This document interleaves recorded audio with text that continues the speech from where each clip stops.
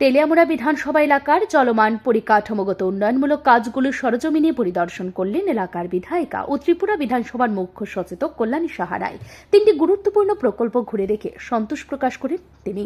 বর্তমানে তেলিয়ামুড়া শহর ও সংলগ্ন এলাকায় একাধিক উন্নয়ন প্রকল্প রূপায়িত হচ্ছে। এর মধ্যে রয়েছে 3 তলা বিশিষ্ট agri produce market, district transport office, ভবন নির্মাণ এবং চাকমাঘাট ওয়াটার প্ল্যান্ট এর কাজ।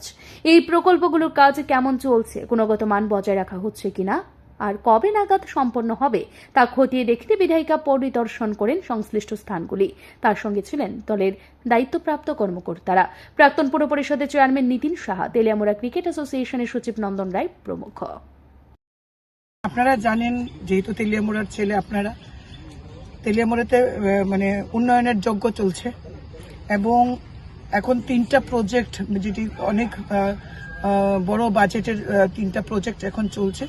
বিশেষ করে এগ্রি প্রডিউস মার্কেট, যেটা শহরের প্রাণকেন্দ্রে, সেটাতে আজকে 3 তলা বাড়ি এখানে কৃষকদের জন্য, স্থানীয় ব্যবসায়ীদের জন্য 3 তলা বাড়ি হচ্ছে এগ্রি প্রডিউস মার্কেট।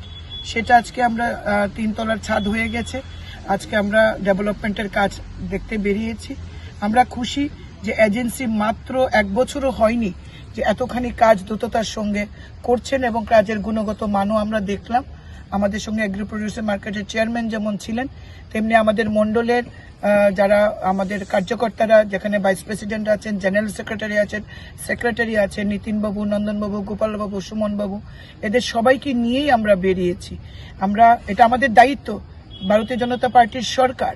সুতরাং কার্যকর্তা হিসাবে এবং এলাকার বিধায়ক হিসাবে, যেমন নীতিনবাবু রয়েছেন কাউন্সিলর, কোঅপারেটিভের চেয়ারম্যান, নন্দনবাবুও রয়েছেন এটা দায়িত্বে, গোপালবাবু তারা মন্ডলের দায়িত্বে রয়েছে। এটা আমাদের দায়িত্ব, কাজগুলো সঠিকভাবে হচ্ছে কিনা। এখন এই মুহূর্তে আমরা রয়েছি তেলিয়ামুড়া ওল্ড ব্লক বিল্ডিং, যেখানে ব্লক অফিস ছিল সেখানে। এখানে আপনারা জানেন যে ডিস্ট্রিক্ট ট্রান্সপোর্ট অফিস এখানে নির্মাণ হচ্ছে। তেলিয়ামুড়াকে উন্নয়নের মধ্য দিয়ে রাজ্যের অন্যতম বিধানসভা হিসেবে গড়ে তুলতে চাইছেন বিধায়িকা কল্যাণী রায়। এই কেন্দ্রের মানুষ যে আশা, ভরসা বা বিশ্বাস নিয়ে তাকে বিধানসভায় পাঠিয়েছেন, সেই আশা পূরণ করাই তার মূল লক্ষ্য। তার মতে প্রতিটি বিধায়কেরই এই দায়িত্ব থাকা উচিত।